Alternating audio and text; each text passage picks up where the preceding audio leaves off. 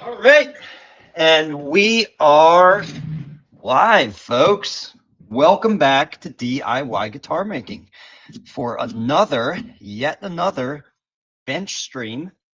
I've really enjoyed the last two of these we did, although I have to apologize for the last one, guys. I didn't realize that throughout that stream, it was a great stream. I was doing a repair on a split on the back of an acoustic guitar. And the resolution, after I was done that stream, I watched the video, and man, the resolution, for whatever reason, the resolution was just terrible. It was all pixelated. I'm not sure why that was even the case, because the stream before that, great resolution.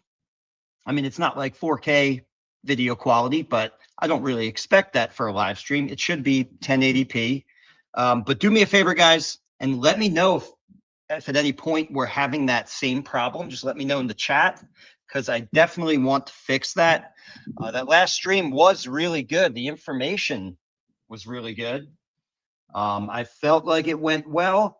It's just, man, the pixelated quality of that was really bad. There were certain points where, I'm pointing to things like the split on the back, and you couldn't even see the split on the back because it was all blurred out. So we don't want to have that same problem here. Help me out in the chat. Let me know. Also, just give me questions or comments. We'll chat it up. I'll take a break every now and again just to check the comments and answer any questions you guys have. As always, the reason for doing this live is we can take this in any direction you want to go. So if you have certain questions related to this, even unrelated, yeah, we'll maybe go off on a tangent a little bit here and there. Okay, so what are we actually doing today? We are going to put together a 4-piece back and join it all at once in one shot on the joining board. And the most important thing here, I think the real appeal of this video is that we are going to join a 4-piece back, but with the seams being invisible to the point where, in the end, for all practical purposes, this will be a 2-piece back. No one will ever know that it started out as a 4-piece back, because these seams on the edge here are going to be completely invisible. Not that you can't create a guitar with a 4-piece back or a 3-piece back or a 4-piece back where it's obvious that it's a 3-piece or a 4-piece and the seams are visible. In fact, sometimes you might even want to do that for aesthetic purposes to create a certain, appeal out of it. But I know a lot of people, when you're creating a 3-piece back or even a 4-piece back, you're doing it to use material that is too small to otherwise use. And that's what I'm doing here. I want to actually hide what I've done. And I'm very confident that that is what we will achieve. Let me check the chat real quick, make sure. Okay, I don't see anything yet. But again, guys, let me know if the picture quality is all crappy again, because I'd like to fix that if that's the case. Okay, so let's talk a little bit about how this side started out.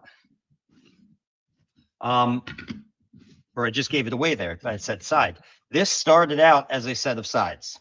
And let me see if I can recreate it. I think, how does this match up? Yeah, kind of like that. That's probably how that started. Next piece, kind of like that. So I had a set of sides that I actually couldn't use because, let me see if you can see this here. There's a crack running not quite perpendicular to the grain, but off the grain right there. That crack makes this side unusable if I were to use it just conventionally as a set of sides and bend it. It would probably just split right at that point, actually. And I have the same thing because this is book matched. It's a little harder to see it on this piece, but I have the same split running through there.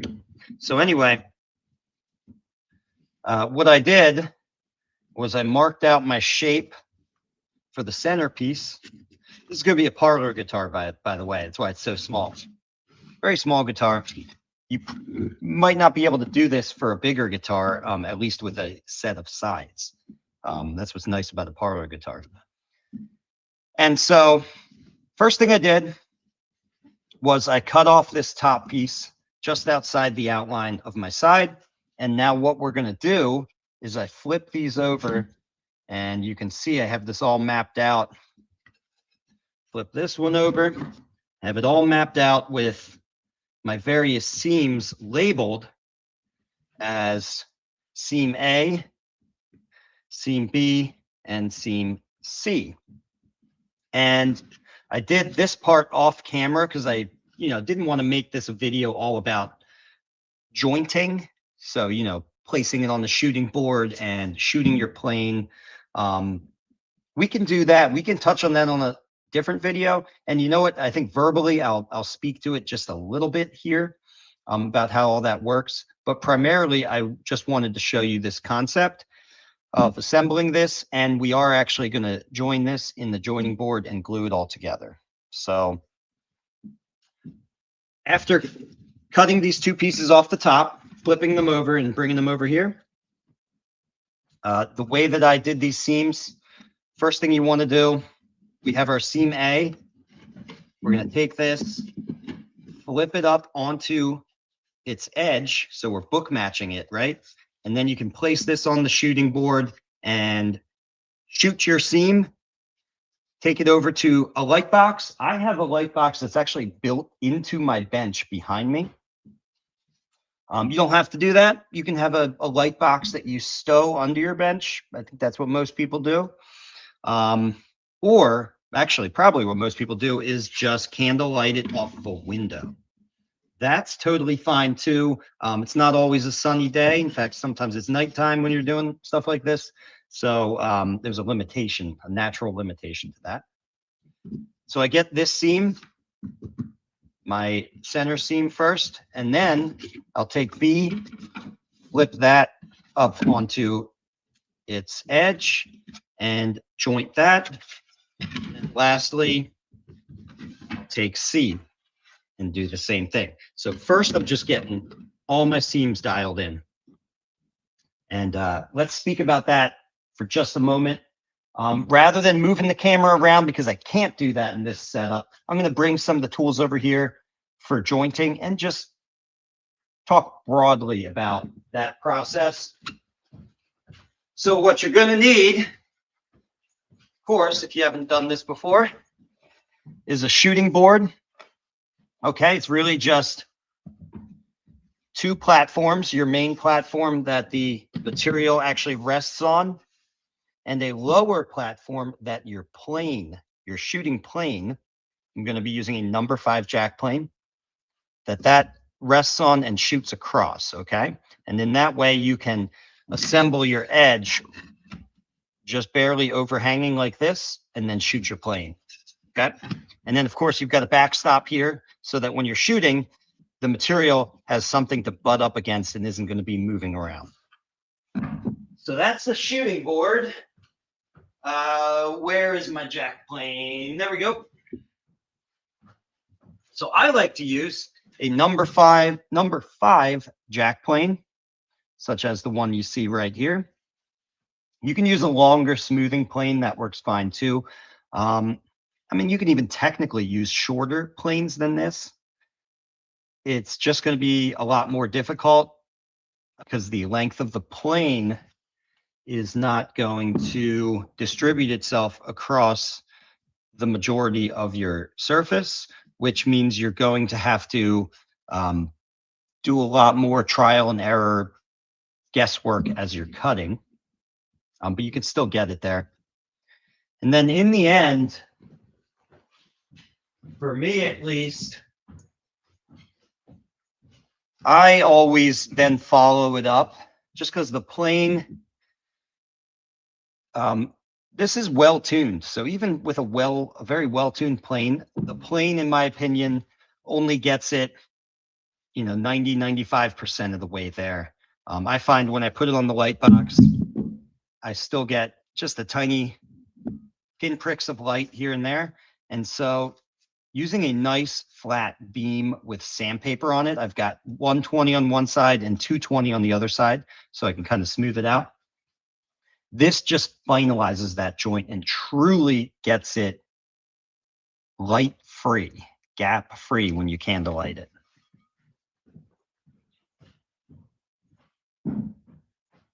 All right, so if we have all of our joints managed so they candlelight well, then what we're going to do next, and by the way, this is a great way to map it out. I highly recommend doing this. It's going to get very confusing otherwise because we have so many different adjoining surfaces. If you don't ascribe everything a letter name and then kind of I drew these marks running across it. That just helps me line up where I originally intended these to be. That's also going to help us a little bit during the joining process when we glue it together and tap it in so that we can see that these line up reasonably well. Again, how we intended from the outset. Okay, so what I need to do now at this point is take B and C, and I'm going to take it and flip it over like this, not because I'm going to joint that edge. Those are already joined with their respective edges, because I'm going to tape this together and then trace an angled line off the back edge, and we're going to cut that line on the bandsaw, and that's what's going to give us our wedge shape for the joining board.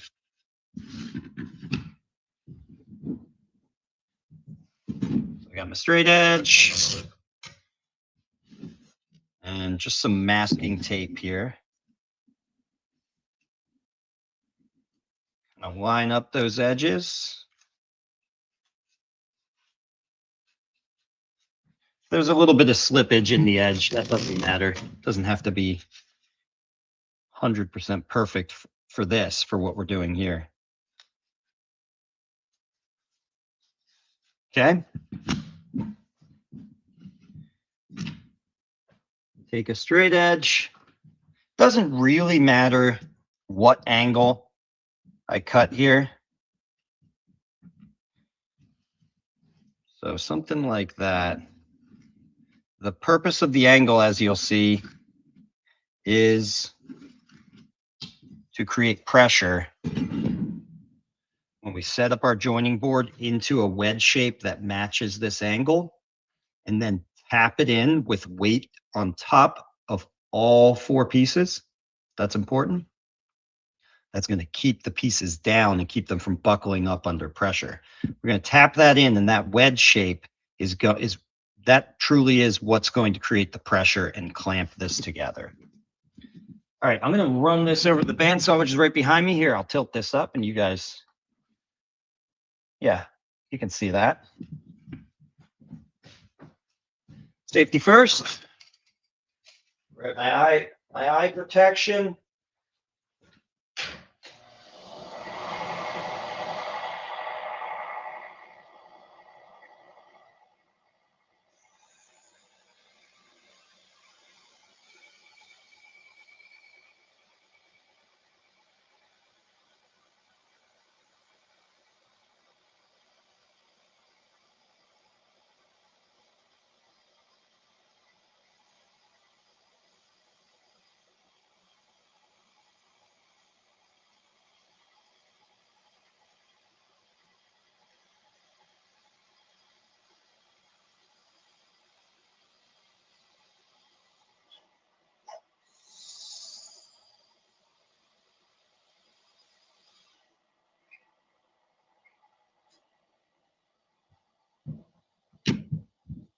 Okay, now we've got our two pieces.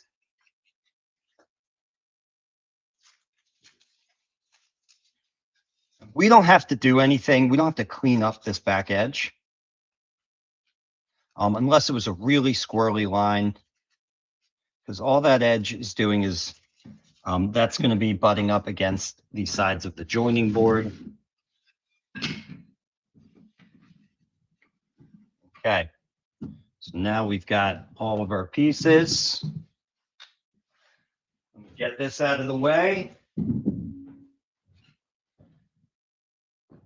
And no comments. Give me a comment. Come on. I want to make sure the resolution quality is good on this stream, because like I mentioned in the very beginning, if you're just coming in, the last stream I did, for whatever reason, the internet gods weren't cooperating with me, and the picture resolution was so poor. I think I resolved that. I actually ran a speed test on my for my internet connection to make sure that I was getting, the right upload speed for this to come through nice and clear. All right, so we've got our joining board. Move all that out of the way for a moment. Spin that around. So this is a very simple concept and very effective. All this joining board is a large piece of plywood with a batten screwed down, well, in this case, glued down to one side. That's going to be our fixed fence, so that when we assemble this, it'll butt right up against that. And then we have an adjustable fence on the other side, which is just a piece of wood, just a straight piece of wood. And we're going to clamp this at the precise angle that we've cut into the outside pieces. So I'm just going to butt everything up like this and put a clamp there and the clamp over here. Oh, and one thing, you see all this tape, some of it's clear packaging tape, so you might not see it too well. But I've got all this tape laid down here. And you can see it's kind of in random places because I've used this joining board to join a lot of odd-sized items. And so sometimes I'll put a new piece of tape down if I need to protect it somewhere else. But of course, that tape is there to keep the glue from sticking to the board, which obviously would be a big problem. You might not be able to get your back off the board if you don't do this. So I mention all that because I need to add one more piece here for this, right here. See that? That's just raw wood. Let's see. Tape. All right. Hold tight. I'm going to grab some tape. Give me 15 seconds, guys. Be right back.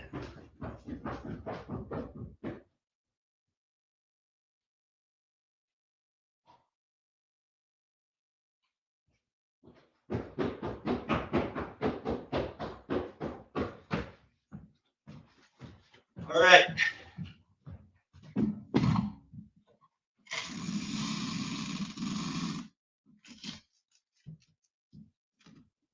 So I've got my packaging tape right here.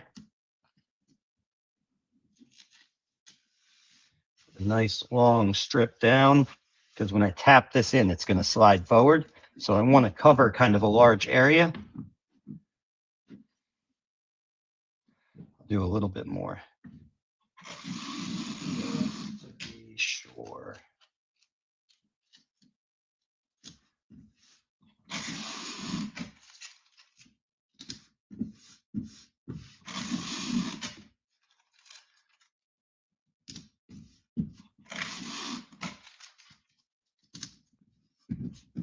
Okay.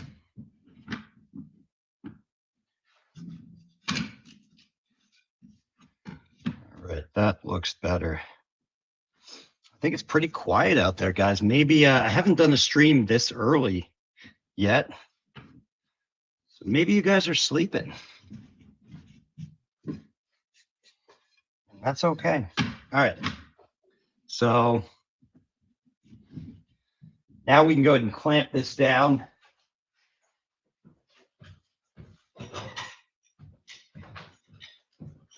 So I've got my two C clamps.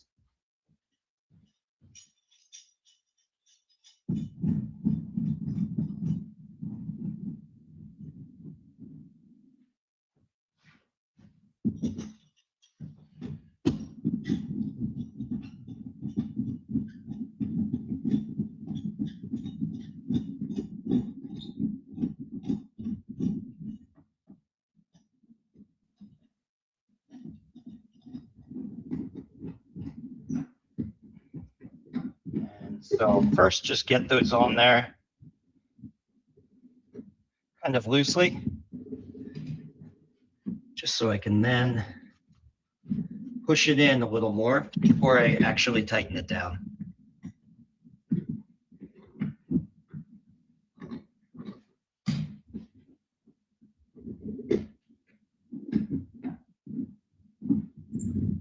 There we go.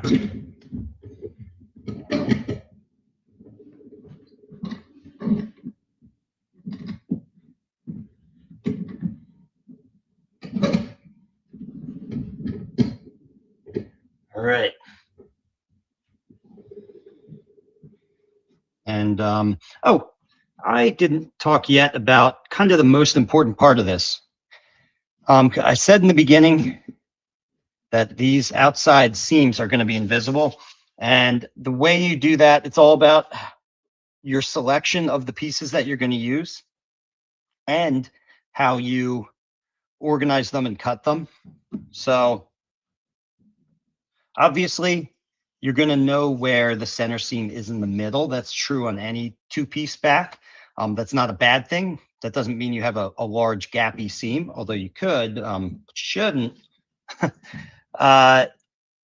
All that means is that, you know, this is the point, that center seam is the point that your symmetry emanates from, right? So you can identify the true center seam because the symmetry moves outward from that point, right? So your eye is kind of drawn to it, and not in a bad way. It's actually very beautiful, the symmetry that you get from book matching. You could do the same thing on these edges and have that symmetry, but then it would be obvious that it was a four-piece back, and you might not like the way that that looks. But what I've done here is I made sure that this edge is straight, perfectly straight in line with the grain, and I intentionally selected an edge that had really tight grain lines, right? So both of these pieces, the grain lines are really tight, and they're both straight in line with the edge. And that's what's really going to hide the seam very, very well. And the type of wood you choose to do this with matters as well, by the way. This would be harder to do on certainly lighter colored woods like maple or even mahogany. It's a little bit harder to perfectly hide that seam, although you can still do it. I would say Wengi is one of the best woods to do this on, because Wengi is not only a very dark wood, but it's also a very uniform wood as far as its color. What I mean by that is if you look across the entire piece, there isn't a distribution of color in different areas. It looks the same over here as it does down here or over here or over here. It's basically this kind of light caramel color alternating with this jet black like ebony color. And so, for example, if you were trying to do this on, say, a piece of rosewood, it would just be a little bit more difficult because the color tones on that are going to vary in certain areas between like sometimes a little bit more of a beige to more of a purplish color. And that might be what gives away your seam. Okay. So certain woods, you can really do this easily. Other woods, more difficult. And yep. All right, so we've got this all lined up. And oh, great. Cool. We got someone in there. Oh, thank you. Camera back down. Thank you very much. Man. I am getting a little bit better at this every day, but still the bench streams are very new, so I really appreciate that feedback to help me do this. Okay, so I hope you still understood what I was talking about there. I'll explain it again, actually, because it is important.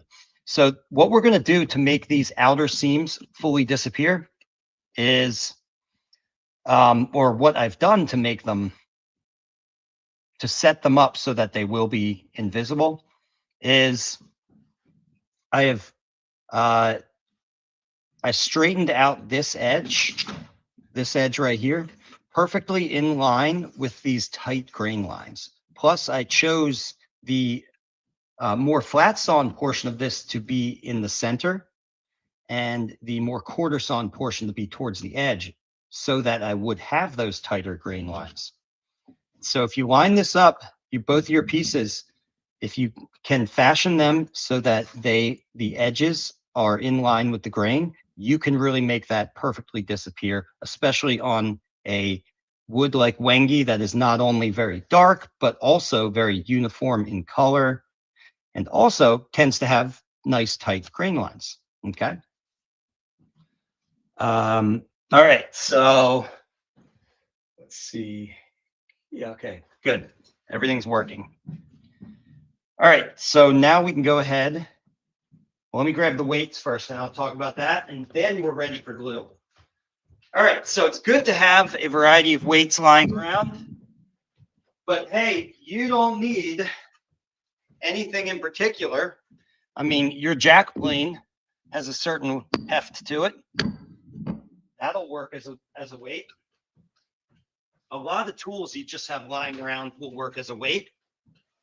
An old milk jug filled with sand or even water will work as a weight.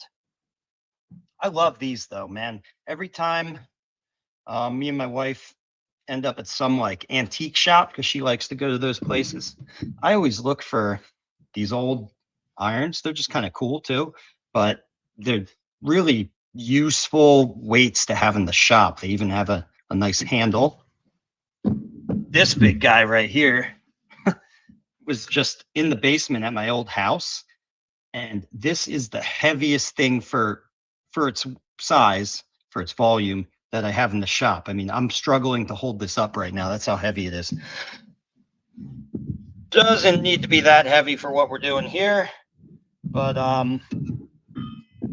there are certain situations in the shop where I will just want where I'm trying to use weight as a clamp because I can't reach clamps somewhere, and having something that is just insanely heavy is very useful.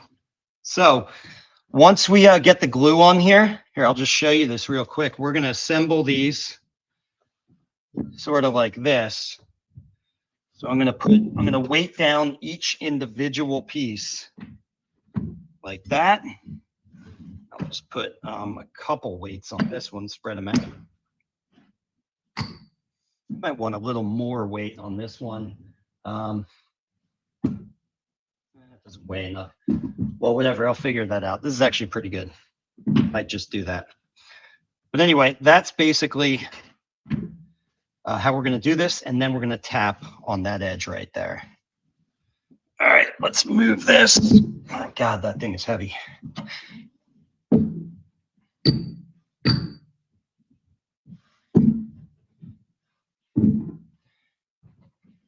Flip this up. We're just going to get glue on all of these joining surfaces. I find a little spring clamp here is helpful because I can just set it up like that, and that just holds the pieces up like that so I can spread my glue. How are we doing in the chat? Okay. No one's talking, but that's okay. I guess that means there's no problems. Hey, if you got any questions, throw it in the chat.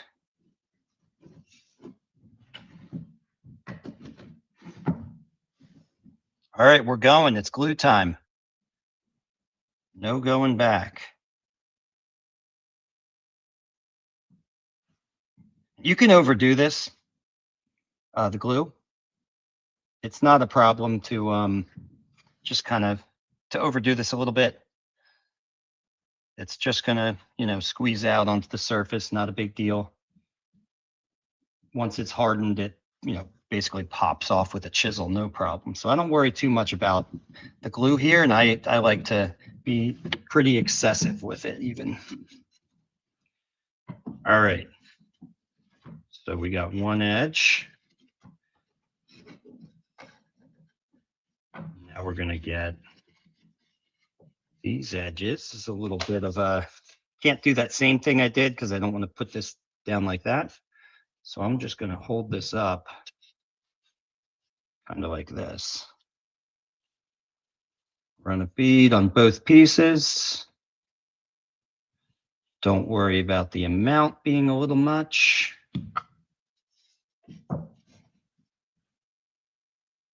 Spread that with your pinky. That just frees up your other fingers. If you can always use your pinky as like a little clue spreading tool. Because of all your fingers, it's, least important. You don't really need it to manipulate things. I said I wouldn't put this down flat, and I did it anyway. That's not a big deal.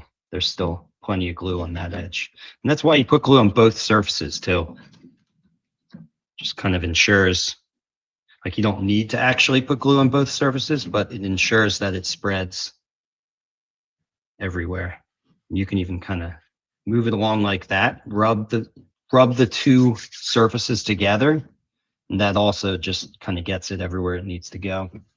All right, let's do this last edge.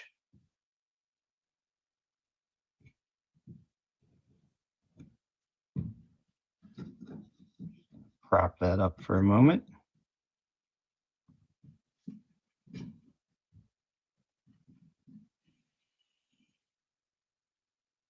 Now you can do this in 2 steps, essentially joining this joint A, the 2 center pieces, joining them. I'm going to add a little more glue in here just in case. Joining A together first and then coming back for the other pieces. However, in this case, because I was using a piece of a side, and because I needed this edge to be straight in line with the grain lines, I couldn't actually, it wouldn't be possible for me to cut that angle into this piece, because then it would lose that straight in line with the grain lines effect, right? And then the seam would be visible. So that is actually the only reason why I'm doing this all at once. But as you can see, even though there's a little bit of dancing around here, it's not terribly difficult to do this all at once. Okay, and now we can slide this up. And before I tap it in, I want to get my weight on there, but then also I want to line this up to how I had it, right? With all these little chalk marks that I made, so that as I tap it, I'll at least be close to where I wanted it. And I'm going to kind of watch those as I tap to make sure that they behave and stay in line. Now, if it drifts a little bit, if they skew slightly, the way I have this set up, it's not going to completely ruin the effect, but I am going to watch it. All right, so let's get our weights on there. This big boy. It definitely doesn't need to be this freaking heavy, but still, I like this thing. It's useful.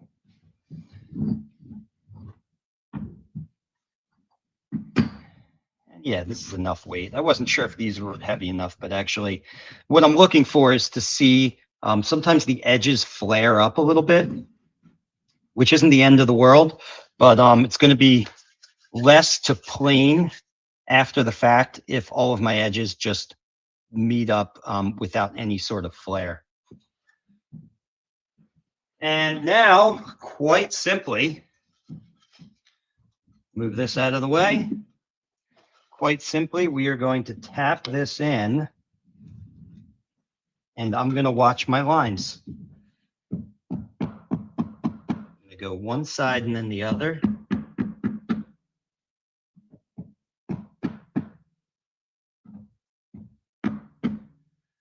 There's no reason to overdo the tapping here.